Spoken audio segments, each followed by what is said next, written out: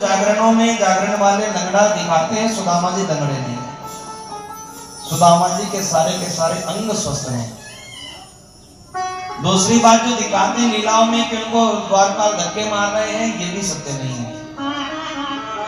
भगवान कृष्ण का अपने द्वारपालों से सख्त आदेश है, कोई भी ब्राह्मण, कोई भी संत, कोई भी बुजुर्ग मेरे दरवाजे पर आ जाए और मैं सो रहा हूं तो भी इनको अंदर ले आना, इनका सम्मान करना। जिस राजा का अपने सैनिकों को, अपने द्वारपालों का ऐसा आदेश हो, भैया द्वारपालों की हिम्मत नहीं है कि ऐसे धक्का मारते हैं। कोई सुदामा जी को भिखारी बताते हैं। सुदामा जी भिखारी नहीं, भिक्षा मांगना अलग विषय है, भिखारी होना अलग विषय है। भिखारी उसको कहते हैं जिसके पास अपना धन होते हुए भी दूसरे के धन पर दृष्टि रखता है। करोड़पति, अरबपति आदमी है, खूब धन है, फिर भी चाहता है दूसरे का भी मुझे मिल जाए, उसे भिखारी कहते हैं। भिक्षा मांगते सुदामा जी, बात सत्य है। उनकी धोती 4 जगह से फटी है, बिल्कुल सत्य बात है। दोपहर में खाते हैं, शाम को खाने को मिलेगा कि नहीं मिलेगा, ये भी सत्य है। पत्नी के पास अच्छे वस्त्र नहीं है, ये भी सत्य है। जब वर्षा आती है तो वर्षा का सारा जल उनके घर में चला आता है, ये भी सत्य है। परंतु सुदामा भिखारी है, ये बिल्कुल असत्य है। यदि सुदामा जी भिखारी होते तो सुखदेव जी कभी नहीं कहते ब्राह्मणों ब्रह्मवित्तम है, जो उच्च कोटि का ब्राह्मण है। विरक्त इंद्रियार्थेषु, इसकी इंद्रियां विरक्त हो चुकी हैं। ऐसे सेठों की नगरी में सुदामा जी रहते हैं, जहां पर सेठ सुदामा जी से कहते हैं, अरे सुदामा जी तुम रोज मांगने आते हो, हमें एक बार आदेश करो तो सही, 1 साल का राशन तुम्हारे घर भिजवा देंगे।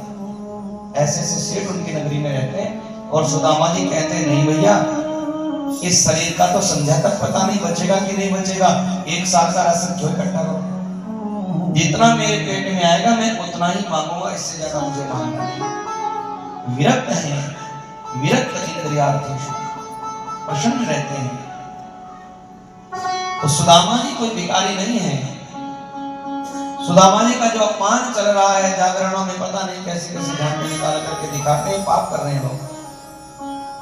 और हम तो कहते हैं जाके भगवान के निकाले, परंतु भगवान नचाने के लिए नहीं होते, सब तो नाच रहे हैं। कलयुग में पता नहीं क्या क्या देखने को मिलेगा।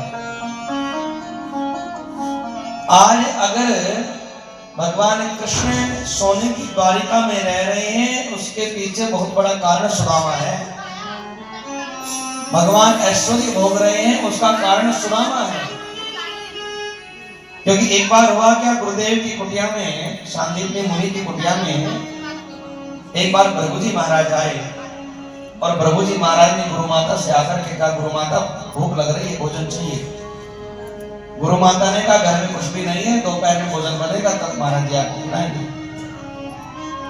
प्रभु जी पीछे जाकर के बैठ गए कुटिया के और नेत्र बंद करके देखा कि इतना बड़ा आश्रम है, इतने बड़े आश्रम में कुछ खाने को नहीं है। तो जैसी आंखें बंद करके देखा तो पता चला आश्रम में चने की पोटली रखी है। कहने लगे अच्छा, चने की पोटली अंदर रखी है और हमें खाने को मना कर दिया, मैं श्राप दे रहा हूं, इन चनों को जो खाएगा वो दरिद्र हो जाएगा। ये कह दिया, श्राप दे दिया।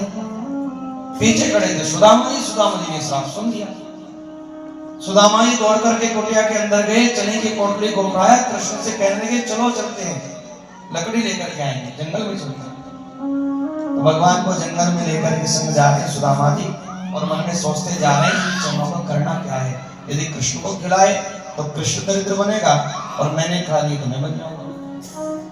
अब श्राप लगा है तो श्राप तो पूरा होगा, इसलिए सुदामा जी उन चनों को सुन खा गए। सुखदेव जी महाराज कहते हैं परीक्षित, यदि आज कृष्ण सोने की पादुका पहन रहे हैं उसका कारण सुदामा है। आजकल कहां ऐसी मित्रता है, आज तो सुदामा का मित्र सुदामा और कृष्ण का मित्र कृष्ण है। कलयुग में कोई कृष्ण सुदामा से मित्रता नहीं करना चाहता। आज तो गरीब का मित्र गरीब बन गया, अमीर का मित्र अमीर बन करके बैठा है। परंतु भगवान कृष्ण ऐसे नहीं है।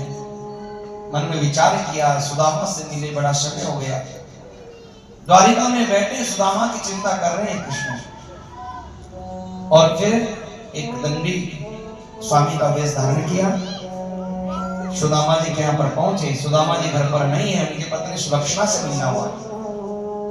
सुलक्षणा से कहा, देवी हम भोजन करना चाहते हैं। सुलक्षणा ने कहा, महात्मा जी घर में भोजन नहीं है, अभी मेरे पतिदेव घंटे 2 घंटे में आएंगे, मांग करके लाएंगे, वो बना करके खिलाऊंगे आपको। दंडी स्वामी ने कहा, तुम्हारे पति का नाम क्या है? सुलक्षणा ने कहा, उनका नाम सुदामा है। अच्छा, ये सुदामा की कुटिया है, बड़ी बेकार सी कुटिया है। सुलक्षणा ने कहा,